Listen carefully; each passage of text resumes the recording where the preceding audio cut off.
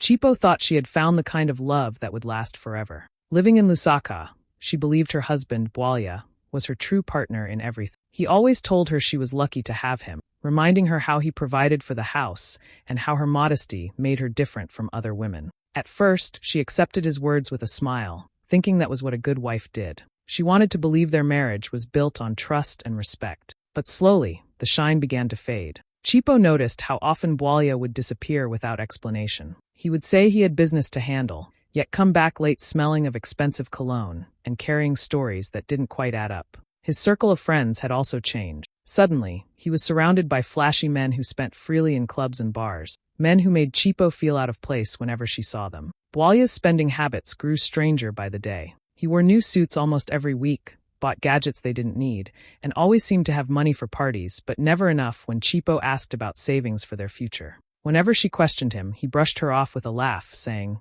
"Don't worry, my dear, I'm taking care of everything." Chipo's heart told her something was wrong. The man she thought was her protector and partner was hiding something. And though she kept quiet, her suspicions began to grow like a shadow over their marriage. One ordinary morning, as the sun warmed the streets of Lusaka, Chipo went to collect the mail. She wasn't expecting anything important, maybe just bills or the usual notices. But among the envelopes was one with a bold stamp from a financial institution. Curious, she opened it right away, thinking it might be some mistake. As her eyes moved across the page, her heart began to pound. The letter was demanding repayment of a very large loan, and to her shock, it was written in her own name. At first, she thought it had to be an error. Chipo had never applied for any loan, let alone one so massive. She read the letter again and again, hoping she had misunderstood. But the details were clear. Her name, her address, her personal details, all listed correctly. Then her eyes landed on the signature line. There it was, her name scrawled in handwriting that tried to look like hers,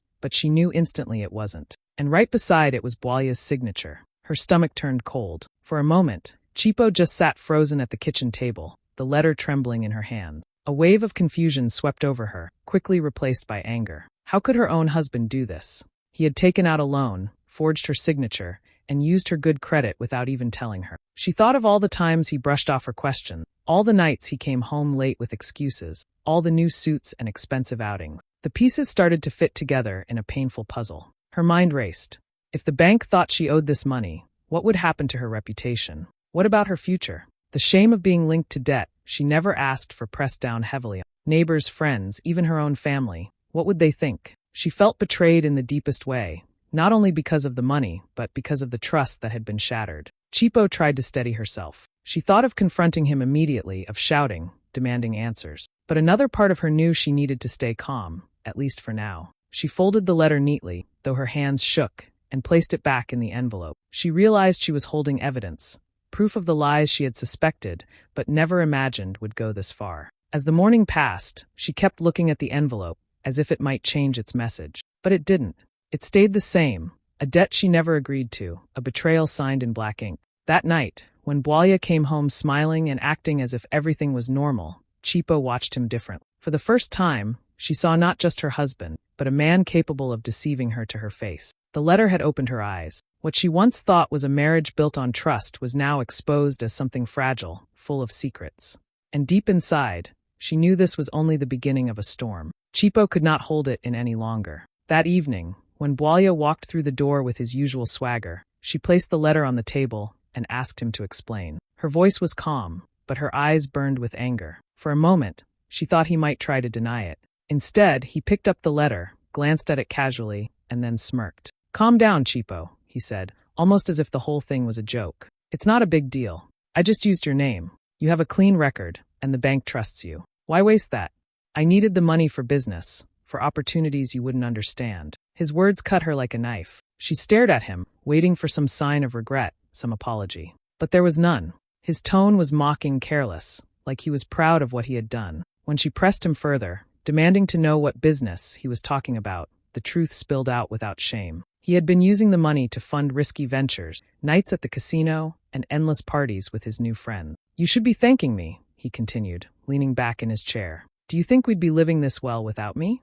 You're lucky I know how to handle money. Stop worrying like a child." Chipo felt her chest tighten. The arrogance in his voice, the way he dismissed her anger, made her realize just how little he respected her. He hadn't just betrayed her financially, he had stripped away her dignity, treating her as if she were powerless in her own marriage. She remembered all the times he had told her she was lucky to have him. Now it was clear, those words were never about love but control. She wanted to scream, to throw something, to make him feel even a fraction of the pain tearing through. But instead, she stayed quiet, her silence heavier than any argument. Bwalya mistook that silence for weakness. He smirked again, certain she would never dare to stand against him. Inside, though, Chipo was no longer the timid wife he thought she was. The betrayal had awakened something fierce in her. She began to see the patterns clearly, the nights he was busy, the sudden wealth he flaunted, the disrespect he showed her whenever she asked questions. Every lie he told was now part of a web he had spun around her, one designed to trap her into silence. But what Bwalya didn't know was that Chipo was already thinking of a way out. His arrogance had given her clarity. He believed she was too soft, too obedient to fight back.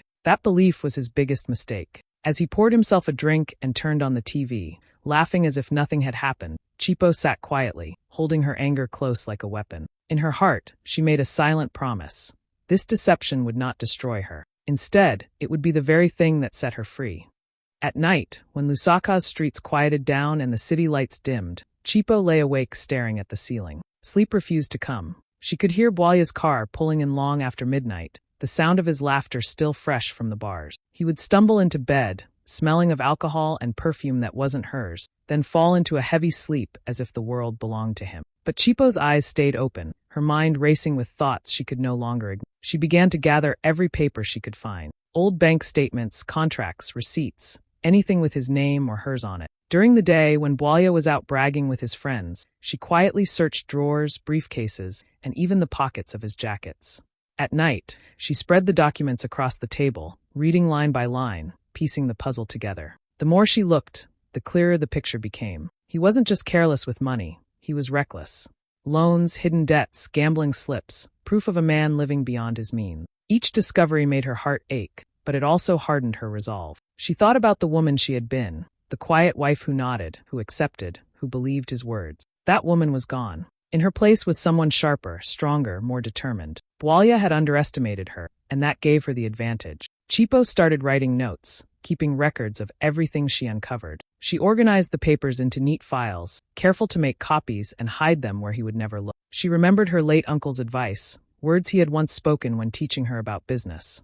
Knowledge is power, but timing is everything. Now those words rang louder than ever. There were nights when the weight of it all pressed down on her chest, when tears blurred her vision, and she wondered why the man she had trusted could betray her so deeply. But even in her pain, she reminded herself she was not weak. She was not trapped. If Bwalya thought he could gamble with her life and walk away smiling, he was wrong. As the nights passed, her plan grew clearer. She wouldn't confront him with shouting or tears. That's what he expected. Instead, she would move in silence, letting him dig his own grave while she prepared her defense. Every lie he told, every forged signature, every careless mistake would come back to him. By the time dawn arrived and the roosters crowed in the distance, Chipo would finally close her files and take a deep breath. She would slip back into bed beside him, pretending to sleep, pretending to still be the obedient wife he thought she was. But in her heart, she knew the truth. She was no longer playing his game. Bwalya believed she was powerless. But while he was out wasting money and pride, Chipo was building something far stronger, a quiet storm, ready to break. The morning air in Lusaka was still cool when Bwalya marched out of the house, his chest puffed out like a man who owned the world. He told Chipo to hurry, waving a stack of papers in her direction. "We need your signature again," he said, as if she were nothing more than a pen in his hand. Chipo stayed quiet, walking beside him. Her face calm though inside her heart was steady with a secret he could not imagine. They arrived at the bank, just as the city was waking up. Bwalya strutted through the glass doors, dragging Chipo behind him. He looked around like he was a king about to collect his crown, nodding at staff as if they were beneath him. "We're here to sign," he announced proudly to the receptionist. He had no idea that the very building he was walking into didn't just know Chipo as a customer. They knew her as something much bigger. Chipo's late uncle, a respected businessman, had left her a quiet inheritance, a majority share in the bank itself. It wasn't something she flaunted, not even to family. She kept it hidden, managing her role with quiet dignity, never needing to announce her power. For years, she allowed Bwalya to think he was the provider, the strong one. But today, the truth was waiting to reveal itself. When they were ushered into the boardroom, Bwalya sat down confidently, tossing the papers onto the table. "She just needs to sign, then we'll be on our way," he told the directors, speaking over Chipo as if she wasn't even there. But instead of rushing, the directors stood up. Their chairs scraped back, and they turned toward Chipo, greeting her with respect. "Good morning, madam," one of them said warmly. Bwalya blinked, confused. He glanced around the room, his smirk faltering. "Madam?" he repeated, looking at Chipo as though he was seeing her for the first time. Chipo met his eyes calmly. She didn't need to raise her voice. She simply sat in the seat of authority that had always been hers, while the directors placed the true documents in front of her. These weren't the forged papers Bwalya had prepared. These were records of his fraud, his forged signatures, his misuse of her credit, all laid out in black and white. For the first time, Bwalya's swagger slipped. His hands trembled as he tried to laugh it off. This must be a mistake," he stammered. But no one was laughing. The room was silent except for the sound of his world collapsing. Chipo leaned back in her chair, her voice calm but sharp. "The mistake," she said softly, "was thinking I didn't know." In that moment, the balance of power shifted completely. Bwalya had dragged her into the bank believing she was his pawn. Instead, he discovered she was the queen all along, and the boardroom was her stage to finally expose him. When Chipo stepped into the boardroom, the atmosphere shifted instantly. The directors, men and women of status, rose to their feet to greet her with respect. "Good morning, madam," they said in unison, their voices steady and welcoming. Bwalya, standing beside her, froze in disbelief. His eyes darted from Chipo to the directors, his smile faltering as confusion washed over his face. Why were they standing for her? He tried to laugh it off, clapping his hands together. "Ah, yes, let's get this business moving," he said, sliding the forged documents across the polished table. His confidence returned for a moment, and he motioned toward Chipo. "She just needs to sign, and we'll be done." But instead of reaching for a pen, Chipo folded her hands neatly in her lap. The director at the head of the table cleared his throat. "Mr. Bwalya," he said slowly, "these documents are not valid. In fact, they expose something very serious."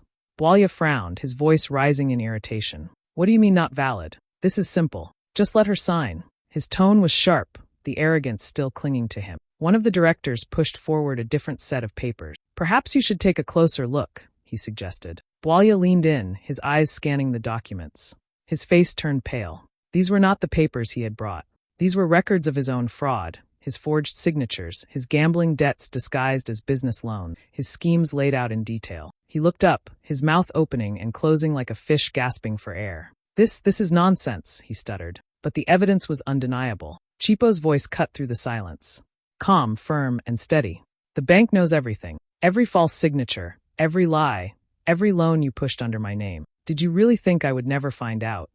Bwalya's hands began to shake. He turned to her, his eyes wide with panic. "Chipo, please, this isn't what it looks like," he muttered, his arrogance slipping into desperation. But no one believed him. The directors watched quietly, their expressions unreadable, while the trapped Chipo had set closed tightly around him. For years, he had treated her like a shadow, invisible and powerless. But now he stood in front of her, exposed, cornered, with no way out. The silence in the room felt heavier than any shout. Chipo leaned forward slightly, her gaze locked on him. "You thought you were the hunter," she said softly. "But all along, you were walking into your own trap." Bwalya sank back into his chair, sweat forming on his forehead. The swagger that once defined him had vanished, replaced by the trembling of a man stripped bare. The same documents he believed would bind Chipo had instead become the chains that tied him down. And in that boardroom, with nothing more than calm words and undeniable truth, Chipo proved that silence, when planned well, could be the loudest weapon of all. The news of Bwalya's downfall spread quickly through the family,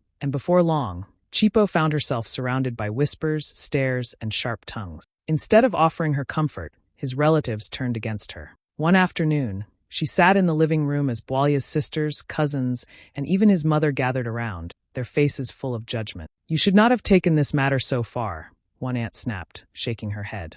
"A wife does not embarrass her husband in public. Whatever he did, you should have covered it quietly." Another cousin chimed in, her voice dripping with accusation. "Do you know how people are laughing at us now? You dragged our family name through the mud. A woman protects her man, not destroys him." Chipo listened quietly, her hands folded in her lap. She could feel the weight of their words pressing down on her, but she refused to let it break her. For so long, she had been silent, letting others decide what was right for her. "Not anymore. You want me to cover his debts?" she finally asked, her voice calm but steady. "Debts he created by lying, by gambling, by stealing my name? And you think I should protect your honor while he destroys mine?" The room grew tense. Bwalya's mother frowned deeply, her voice stern. "A man is a man, Chipo. They make mistakes, but it is a wife's duty to forgive and carry the burden." If you refuse, then you are no better than the women who tear down their own home." Her words stung, but Chipo took a deep breath. She looked around at the faces glaring at her, people who only saw her as a wife bound to obedience. She thought of the sleepless nights, the forged signatures, the humiliation of being betrayed by the man she trusted most. And then she thought of the quiet strength she had built within herself, the woman who had walked into a boardroom and turned lies into truth. "No," she said firmly, her voice cutting through the room like a blade. "I will not carry what does not belong to me. If you care about honor, then tell your son to honor his wife, his vows, and his own name. Do not ask me to bury my voice so that he can look strong in front of you." The relatives muttered angrily, some shaking their heads, others whispering under their breath. But Chipo did not flinch. She sat tall, her eyes clear and unafraid. For the first time, she saw the power of saying no, of refusing to bend under pressure that was meant to silence her. As they left the house, one by one, their disapproval still heavy in the air, Chipo felt something new settle in her heart: freedom. She understood that family could try to twist the truth, but she would no longer allow manipulation to chain her. Her voice was hers, and she would never let anyone take it away again. The day of the trial arrived, and Lusaka's courthouse was buzzing with curiosity. People whispered in the hallways, eager to see what would happen between Chipo and Bwalia. He walked in first, dressed in his best suit, trying to carry himself with the same arrogance he had always shown. But the smirk on his face did not reach his eyes. He knew the truth was no longer on his side. Chipo entered quietly, her steps steady, her head held high. She wore no signs of fear. In her hands, she carried files of documents, each one a piece of evidence that told the story he had tried so hard to bury. When she took her seat, the courtroom seemed to settle into silence, as though everyone could sense that something powerful was about to unfold. The lawyers began their arguments, but it was the evidence that spoke the loudest. Bank records showing loans taken under her name, contracts with her forged signature, video footage from the bank where Bwalia pushed papers forward, urging her to sign what she didn't know were lies. Piece by piece, the puzzle was laid out for the judge to see. Bwalia shifted uncomfortably in his seat, his confidence crumbling with every new exhibit displayed. At one point, he tried to interrupt, shouting that Chipo was exaggerating, that it was just family business, that didn't need to be dragged into court. But the judge silenced him with a stern look. "Fraud is not family business," the judge said firmly. When it was Chipo's turn to speak, she rose slowly. Her voice was calm, clear, and unwavering. She explained how she discovered the letter, how she pieced together the documents, how she endured his arrogance and silence until she had enough proof to stand before the court. She spoke not with bitterness, but with truth, each word sinking into the hearts of everyone listening. By the time she finished, even the courtroom spectators seemed moved. It was no longer just about money. It was about betrayal, dignity, and justice.